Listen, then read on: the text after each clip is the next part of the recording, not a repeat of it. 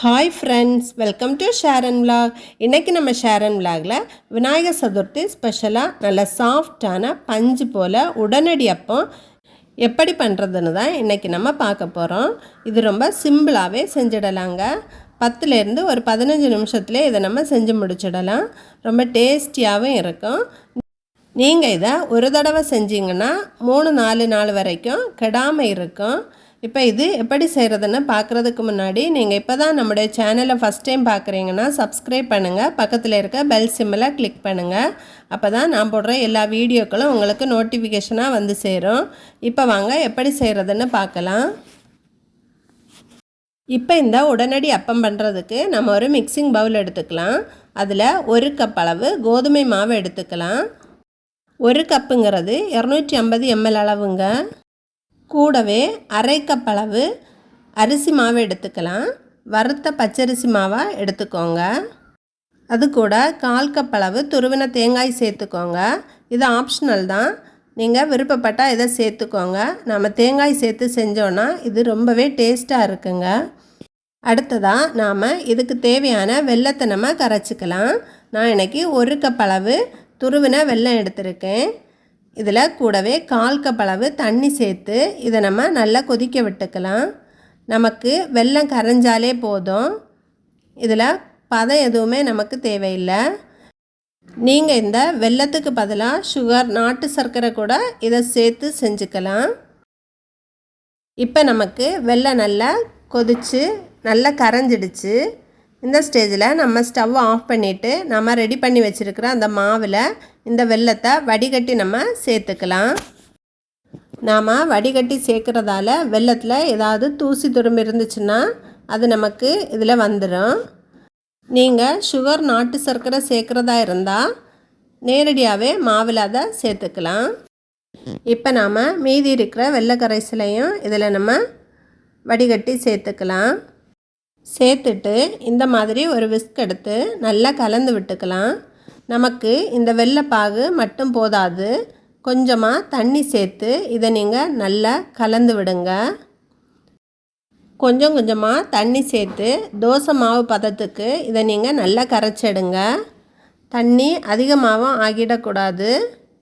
நமக்கு மாவு ரொம்ப தண்ணியாக இருக்கக்கூடாது, ரொம்ப கெட்டியாகவும் இருக்கக்கூடாது. தோசை மாவு பதத்துக்கு நீங்கள் இதை கலந்து எடுத்துக்கோங்க. கெட்டியாக இருந்துச்சுன்னா நமக்கு அப்பம் உள்ளே நல்லா வேகாது. தண்ணியாக இருந்துச்சுன்னாலும் ரொம்ப எண்ணெய் குடிக்கும். அதனால் இந்த அளவுக்கு நீங்கள் நல்லா கரைச்சி எடுத்துக்கோங்க. இதுதான் கரெக்டான பதம். இப்போ இது கூட நம்ம எல்லா ஸ்வீட்டுக்கும் சேர்க்குற மாதிரி ஒரு பிஞ்சளவு சால்ட்டு சேர்த்துக்கோங்க. கூடவே 2 ஏலக்காயை நான் தட்டி எடுத்திருக்கேன். அதை நான் இதில் சேர்த்துருக்கேன். உங்கள்கிட்ட ஏலக்காய் பவுடர் இருந்துச்சுன்னா அதில் ஒரு 1/4 டீஸ்பூன் சேர்த்துக்கோங்க. சேர்த்துட்டு ஒரு தடவை நல்லா கலந்து விட்டுக்கலாம். இது கூடவே ஒரு 1/4 டீஸ்பூனுக்கும் கொஞ்சம் குறைவாக ஆப்ப சோடா சேர்த்துக்கலாம். சேர்த்துட்டு இதை உடனே நீங்கள் கலக்கிடாமல் அதில் கொஞ்சமாக தண்ணி ஊற்றி அதை நீங்கள் கரைய விடுங்க. நாம் நேரடியாகவே கலக்கினோன்னா இது மாவு கூட கரையாது. இந்த மாதிரி தண்ணி ஊற்றிட்டு இதை நீங்கள் நல்லா கலந்து விட்டுக்கலாம். உங்களுக்கு ஆப்ப சோடா சேர்க்கறதுக்கு விருப்பம் இல்லைன்னா ஒரு 2 வாழைப்பழத்தை நல்லா மிக்சியில் அடித்து இது கூட சேர்த்துட்டு 1 மணி நேரம் புளிக்க வச்சு நீங்கள் இதை சுட்டெடுங்க. நல்லா சாஃப்டாக உங்களுக்கு கிடைக்கும். இப்போ நமக்கு அப்பம் செய்கிறதுக்கு மாவு ரெடி ஆயிடுச்சு. இதை இனி நம்ம சுட்டு எடுத்துக்கலாம். அதுக்காக ஸ்டவ்வில் ஒரு கடாயை வச்சு சுடுறதுக்கு தேவையான அளவு ஆயில் ஊற்றி அது நல்லா சூடானதுக்கப்புறமா மீடியம் ஃப்ளேமில் வச்சுட்டு கரண்டியில் கொஞ்சமாக மாவு எடுத்து இந்த மாதிரி நடு பக்கத்தில் ஊற்றி விடுங்க. கொஞ்ச நேரத்தில் இது எழும்பி வந்துடும். இந்த மாதிரி எழும்பி வந்ததுக்கப்புறமா ஒரு பக்கம் கொஞ்சம் நல்லா வெந்ததுக்கப்புறமா இதை நம்ம திருப்பி விட்டுக்கலாம். திருப்பி விட்டுட்டு 2 பக்கமும் நமக்கு கோல்டன் ப்ரௌன் கலர் வர்ற வரைக்கும் நம்ம இதை வேக வச்சுக்கலாம். குறைவான தீயிலே இதை வேக விடுங்க. நாம் தீ அதிகமாக வச்சிட்டோன்னா மேலே மட்டும் நமக்கு வெந்து கிடைக்கும். உள்ளே நமக்கு வேகாது. இப்போ பாருங்கள், நமக்கு நல்ல கலர் சேஞ்ச் ஆகிடுச்சு. இப்போ இதை நம்ம வெளியே எடுத்துக்கலாம். இன்னொன்று நான் உங்களுக்கு ஊற்றி காட்டுறேன். இந்த மாதிரி கரண்டியில் பாதி அளவு மாவை எடுத்து நடுப்பக்கத்தில் ஊற்றிக்கோங்க. எடுத்த மாவை ஒரே அடியாக ஊற்றிக்கோங்க. அப்போ தான் நமக்கு அப்பம் நல்லா சாஃப்டாக கிடைக்கும். இப்போ பாருங்கள், அப்பம் மேலே எழும்பி வந்துச்சு. இப்போ நம்ம இதை திருப்பி விட்டுக்கலாம். திருப்பி விட்டுட்டு 2 சைடும் நல்ல கலர் சேஞ்ச் ஆகிற வரைக்கும் நம்ம இதை வேக விட்டுக்கலாம்.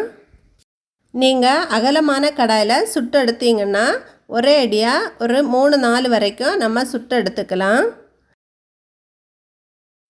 இப்போ பாருங்கள், நல்ல கோல்டன் கலர் ஆயிடுச்சு. இதை நம்ம இனி வெளியே எடுத்துக்கலாம். இந்த மாதிரி கரண்டியில் எடுத்துட்டு லைட்டாக அழுத்தி விட்டுட்டு எடுங்க.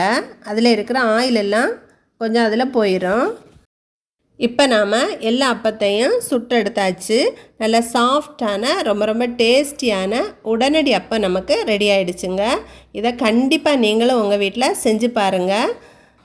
இந்த விநாயகர் சதுர்த்திக்கு இந்த அப்பம் செஞ்சு சாப்பிட்டு நீங்களும் நல்லா என்ஜாய் பண்ணுங்கள். இந்த வீடியோ கண்டிப்பாக உங்களுக்கு பிடிச்சிருக்குன்னு நினைக்கிறேன். பிடிச்சிருந்துச்சுன்னா இந்த வீடியோக்கு ஒரு லைக் கொடுங்க. உங்கள் ஃப்ரெண்ட்ஸுக்கு ஷேர் பண்ணுங்கள். செஞ்சு பார்த்துட்டு எப்படி இருந்துச்சுன்னு கமெண்ட் பண்ண மறக்காதீங்க. தேங்க்யூ.